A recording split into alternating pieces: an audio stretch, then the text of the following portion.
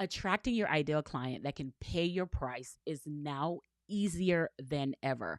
Now, I know watching this video, you're probably saying, Sherri, what century are you living in? This century, of course. Welcome to my space. It's your girl, Sherri Somers Bell. I am your master business sales speaker.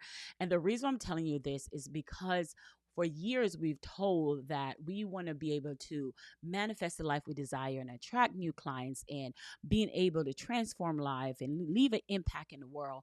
But sometimes being able to do that seems like it's coming with working super hard. And for that, some people hesitate and say, I don't know where my clients are. Well, in this video, I'm going to help you with that. So I literally even took some notes, and shout out to my girl, Kat Howell. She have a book called Money Magic, and I was reading all about it today, and we were on the same page. Our aura was really talking to each other. And something she said in her book, I want to paraphrase here, and it says, many modern manifestation and law of attraction principle would have you believe that all you need is to think positive, that the life will unveil itself. And it's not true. That is, and while it's part of it is true, it's possible to manifest purely from your divine feminine. I want to get into that right now because you just hearing the word feminine, I know this is a rock I am ready to stand on when it comes to manifesting and growing the business you desire. I want to let you know that starts with you, that feminine woman. So prior to us knowing our power and even embodying our power, years we thought the way to make sales as a woman, we had to, and I'm going to read here, we had to think these thoughts, and we were told such thing as money takes hard work, and you have to sacrifice in order to make money, and it takes blood, sweat, and tears to make it big.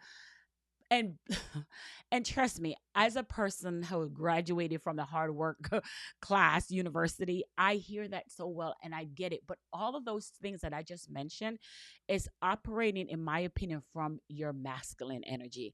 And let me tell you, be that it may, there are days that you do need to operate from your masculine energy, but not all the time, especially if you're a feminine woman. And I want to really unpack that and what that looked like when I started off in this space, because I was following what the bro mentality of sales told me to do, I would do exactly that. I would wake up early in the morning and I would go ahead and put out all my content. I would post on social media and I would send out that email list. And then I would get disappointed when the return wasn't the same as the investment. And I would get so frustrated, like, what am I doing wrong? But I would hear all these males in the space saying that they're making so much money and they're super successful. And the thing, and I spoke about this a lot, especially on the insurance space. The thing about it, yes, we all have 24 hours in a day, but our 24 hours is not created equal. So I would have John Blow, who wife does everything for him, cook for him, clean for him, pick up the kids from school. So he had more time to work on his business versus me, the mom who had to do everything his wife does, plus doing what he's doing. So I was like working two people job trying to make this happen. So I had to realize, like, no, we both don't have 24 hours in a day. But what I did have was my feminine power. I love that. What I did have, and I'm going to go into something that she says. She says, not surprisingly, because my very experience of making money, even when I had huge teams and six-figure revenue, I was working myself to the brink of burnout. If I took a holiday, I would feel guilty. That was where I literally am. And that was because that was signs that I was operating from my masculine energy. And what I realize right now, as a feminine woman, as a woman who feel like, hey, there's a place for that. There's a place for the go hard. It definitely is that. If we have a launch going on, all hands are on deck. We're ready to go because we plan for that masculine run from the time the cart opened to the time it closed. That's completely different. So there's a space to operate in your masculine energy that we're going out, we're going to impact. There's a place for that. But I learned quickly that I did not want my nervous system going up and down. Launch is on, we're doing the masterclass or we're doing the challenge. And then right when we close the door, we're like, Musa.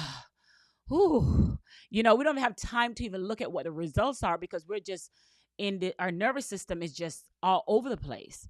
So I said to myself, in this season, in this time that I'm in, how do I adjust to keep my nervous system at a normal place where I'm not always up and down, where I am more settled than I am up. Now, does not mean I am not up. It just means that I get to control how much up I be and for how long, right? And when I started being, I'm going to tell you right now, when I started walking in that space where, like, listen, I don't want to always fully operate on my masculine when I'm launching services. I said to myself, what business model, keyword, that I want to follow that would get my nervous system more intact instead of always being up and down. And one of the business model that worked for me is digital products, is selling digital products, because this is something that your ideal client, your customers, new customers can obtain from you without you physically being present. So it don't always mean that you have to show up to do it. Now, that's why I went into the space of creating digital products. So I created my buyer rated message and matrix, teaching the four matrix to attract and magnetically attract your ideal client that can pay you. Now, when I went into that space, and that matrix was so needed for that season, because that was a season I was having my hysterectomy, right? So because I was having my hysterectomy, I needed a digital product that will make money without me being present, make money while I'm sleeping. And it did exactly that. So the idea here is not about what's right or what's wrong. The idea here is, what season are you in, and when do you need to operate in your masculine energy where you're feeling like you're a go-getter, you're unstoppable, and when do you need to take a break like I did for 10 weeks and heal your body, heal your nervous system, and still have revenue coming in. That's what a conversation we're going to have now.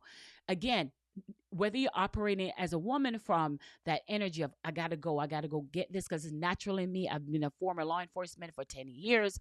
So I know all about, I know all about the hustle and the go. I know all about that. But staying at that level, I'm not a scientist and I'm not in the space of neurology, but one of the talk about, if your blood pressure or your heart operate in that high level, that can lead to a heart attack. So it's so important that you really watch the business model that you're following, because then here's what happened with the human mind. When you're operating at that high level and then you don't see the results of what you want, then you feel like something is wrong. Then you feel like, oh my God, what is going on? I'm creating all this momentum and I'm not seeing the results back, because you're thinking, you're measuring your momentum based on how fast you're doing this go-getter masculine momentum, and we got to go hard, we got to make this crying is for girls and all this stuff people used to say. But I came to realization, after making thousands, after I came to realization that that is not how I want my energy to operate.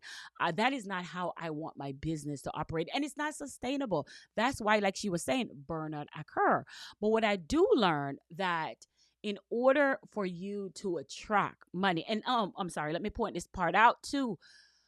When I also learned that in this season, I'm teaching you marketing and sales from this season, from this era, as in 2026 when I did this video.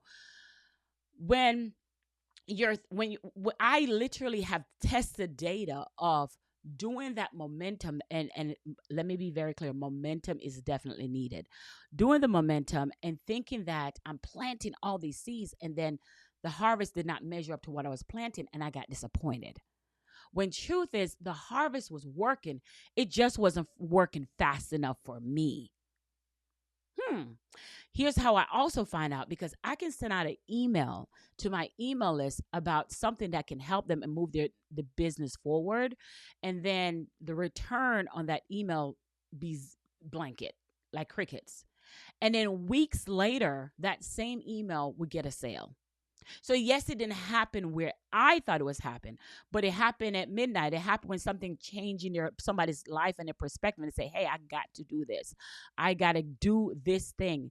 The Tony Robbins says people only change for one thing and one thing only: when the pain of staying the same is greater than the actual change. So when a person at midnight feel like, hey, listen, I am tired of where my life is, and I want to be able to impact people's life, but I also want to be able to make money from doing it. I want to be able to transform people's life. And this way I'm learning is not working. So I need to figure out another way. Let me see what Sherri's doing over here. And they go through their email and grab something from and grab that digital product that's going to help them. I'm not around, but the idea I want you to get from here, that even though the momentum of that launch was over, that thing was over, that person's life had some type of change in the where they're saying, no, I'm not ready for this. I need better. I deserve better. And I'm going to do these two things. Do these two things. And these two things that I'm sharing with you, these are the things that get you your next client. Ready? Let's go. The number one thing, umbrella of this thing, is the power to embody what you say you desire. Not just speaking positive, but actually embodying what you say you desire. Now, that is not anything new that you haven't heard, right? We've heard about embodying the life you want, embodying the way you show up, but no one ever really defined what embodiment mean. And I want to help you unpack that right now, because you hear it, that cliche of you need to embody, but embodiments occur only when you have forces that comes together. And one of the reasons why sometimes we may think that embodiment don't work of what we say we desire is because we're missing one of the forces. And something Kat covered inside of her book, and I want to share that here as well. She says embodiment comes with these two forces, these dual forces. And number one is your intention. And number two, your action, not or, and your action. So intentions means I embody to get this thing. So if I'm embodying to get a new car, right? I have an intention to get a new car. I am going to do what it necessary to get it. So my intention is I want a new car. Now I don't have time to really go into what the intention should feel like, because if you're wanting that car from a place of negative, as in like this is not working, this job not working, I want to go find another job, that's what I'm getting, it's a little different. But if your intention is for the positive and you want a new car because you want to be able to get to work so you can help the people that comes, the clients and the customer that comes in, now that's a different space. So your intentions of why you want the thing also has to be in a good alignment. That's another whole other thing by itself.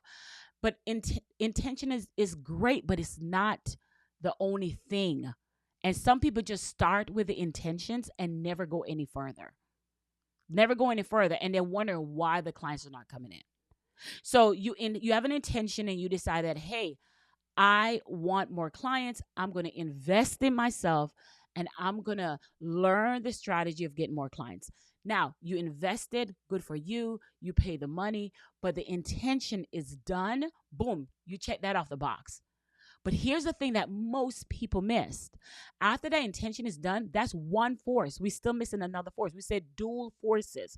So the second force that we need to have with the intention to manifest, to see the thing in reality, is we need to also have action behind our intentions.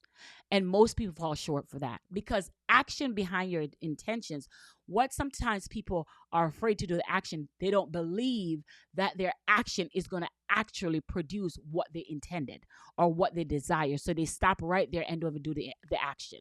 And then wondering why it didn't work. And then blame the coach. But did you do the work? Did you do the work? One of the greatest things that I love about my clients, that all of them get this strategy and then they get to figure out based on the space that they're in to pull apart the strategy. I used to, when I was in law enforcement, I was training other officers. I used to say, hey, here's our laws, here's our bylaws, but you get to skin the cat however you want it, right? So when we talk about intentions and we talk about the intention, the next thing that we have to do with that intention, again, is that action. So if I say I want that car, going back to that example, I have to actively be looking on cars.com, or I have to be actively looking for places, or going to go touch, to go feel the car that I say that I want. Because when you are taking action, you're matching your intentions. And when you do that, the physical world and what science could explain was that the truth of what was and what is is it collapses together to give you what you desire. So it's not just stopping at paying for the investment of that coaching. It's not just stopping at that. It's also doing the work necessary. And most people sometimes figure out, some people think, okay, once I pay, I'm just going to sit back and it's going to come to me. Once I do that investment, when truth is, there's some, your purpose of your intentional of saying, hey, I don't know what I don't know. So now I need to invest in myself. Then you do that. Investment is the intention of you to take action. So now when you do that, there is things that got unlocked. Sometimes in my coaching space, there's a portal that get unlocked. And when that portal get unlocked, that's when my clients come in, and that's when they get access to my intellectual properties with the business model that we're using to magnetically attract the clients. So now that the portal unlock, that shows intention. We're still not at action. Even though the intellectual properties are there, we are still not at action. The action only come when you apply what you intended to do. So the client can unlock my portal as much as they want. They can come to class and listen to me talk on our class when we meet up to have our Q&A session, our hot seat coaching session. And they can keep doing it. But if there's nothing of being applied, you have not changed from the space that you're in. Now, let me add a little caveat to that. I learned also, though, the power of intentions is to sit in a room when other people are also in the same intention, in the same mindset, in the same belief system. A force magnetically happened, and I'm going to do my best to communicate this as much as possible. But what I see all the time is, I've seen an example of this all the time, where a client will come into my program, investing in coaching with me, whether they're in my Next Move program or my Be Seen, Be Heard, or Be Paid program, and they'll sit there for a little bit and not move, but they're coming to class, they open up the portal, they have the intention of doing the work. But after a few days or a few weeks of us meeting, there's something that clicks. There's something that clicks inside of them. Maybe it's another client's win. Maybe it's having more conversation, something that I may have said. That's why you must always still show up, because something that I may have said, something somebody else in their peers has done to open their eyes up and says, hey, wow, I need to start moving here. And then something miraculously happened when you're around other people with intention that are also moving as well. Then they're getting in their own alignment, and they start moving with their own momentum. It's just beautiful to watch someone who would sit there, and that's why we call it Next Move, because I will watch people sit there kind of stall for the first week, but then as they sitting there and sitting under the Toology, I see them started moving with action. So I just wanted to kind of put that disclaimer out there, that not because the intention is there that you won't eventually move, because God's timing is his timing. But there's something there that I will see a little stalling happen, and then after a while the momentum just start taking off. And I love that for them. That they become so aligned in abreast into what they say they want and what they say they desire. So again, but let me just be clear, the intention is an action. And when we talk about that, when we talk about like these two things, they have to tango together. Those two things, you create your intention, you create your action, and then now when they come together, it move from intention to action to momentum. And now that's what we call momentum. And that momentum now get into our internal, and we start embodying what we say. That's where the embodiment come from. So when the intentions and the actions come together, they dance together, it create this great momentum, and that momentum magnetically help you to embody the thing that you say you desire. And as you're doing that, and you're showcasing, you're visible, you're seen, right? And you're being heard by your ideal client, your high value client, that's when the magnetic words of what you're saying start attracting people, whether you're yapping, whether you're sending out an email, whether you're on a podcast, whether you're talking. But all of that right there create a magnetic force that pull that client back to you, and they start seeing you as an answer and not the option. And then it just started this whole thing of giving you the, and then when you land the client, here's how the trio or how it happens. Now you have evidence that, hey, if I did it before, I can do it again. If I did it before, I can do it again, because you're not starting from scratch. You're starting from real proof, real reality proof. So I just wanted to let you know that embodiment is not just walking in something, is not just that. It's having the intention and the action with it together to create a greater force. So if you're feeling like, hey, I am still feeling like where's the client, if you're asking yourself these questions, I want to challenge you, as I always do, to really revisit and ask yourself, what is your intention of getting that client? What is your intention? And what is the action that you're taking that matches that intention? Because investing in yourself and coaching is not enough. Are you applying the information that's being taught to you? Are you applying the strategy? Investing in that course is not enough. Have you tried the course that you paid for? Have you do the work? Or did you come to a place where, yes, Sherri, I was doing the work, but I got stopped here? And the place where you got stopped, there's some internal work of why you're not doing it. And oh my gosh, that's even a whole video by itself. So let's say there's strategy, right? There's 1, 2, 3 strategy, and you get to the second strategy. You did one with no problem, but you get to the second strategy, and you're like, oh my God, the second strategy required me to get on camera and speak to my ideal client, and my introvert self starts showing up. Well, right then and there, that moment is the moment that you need to work on. That is not about not getting clients. It's about that's what's keeping you stuck. So this is just evidence or a trigger or awareness for you to say, hey, this is where this is a space. Why am I afraid to show up on camera? Why am I afraid to speak? What feeling inside of me that is stopping me? Let's look at that. What comes to me in my mind is, are people looking at me? Are my coworkers looking at me? Or what do I need to work on there? Because if you don't solve that space, you're going to keep repeating it over and over, which will take your clients longer to come in. But the minute you're able to really face what step is blocking you, what's the hard part of is blocking you, you find that it's an internal blockage, not an external. Not I'm not getting clients. It's an internal blockage that you have to be okay with confronting. And the answer is, Sherri, well, how do I confront it? Doing it more. That's it. Doing it more. Building the muscles around it to do it more. To do it more. The reason I can get on camera with you and don't have to have any scripts out here talking to you is because I've done it so many times. I've been talking so many times. I build the muscle of speaking. So doing it more so you can master it and build the strength and the muscle behind it.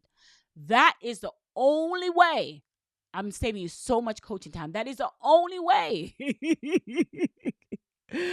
of attracting what you desire. So number one, I want you to figure out, am I intentionally doing this step that I invested in? That's number one. Number two, where am I stuck on the strategy where I'm not asking questions or I need to unpack? Where am I stuck? And many of the times when I listen to where people say, oh, I'm not getting clients, it's not, the client is a byproduct of you being stuck. Okay? And then when we unpack why they're stuck there, where there's a fear there. And more than likely, they think it's a fear of how they look or how people see them, but it's more, why do you feel that way? Right? And because the quicker you can unpack what that is, the faster you can get out there and build the muscle structure behind marketing your business and speaking to your ideal client. Because the longer you stay in that space is the longer you're taking to get the clients you're called to serve. right? So I want to challenge you to really examine where you stuck in the thing that you're supposed to be doing, and feel the feeling of what comes up for you, of you being stuck. And guess what? Here's the beauty about doing that challenge that I just recommend.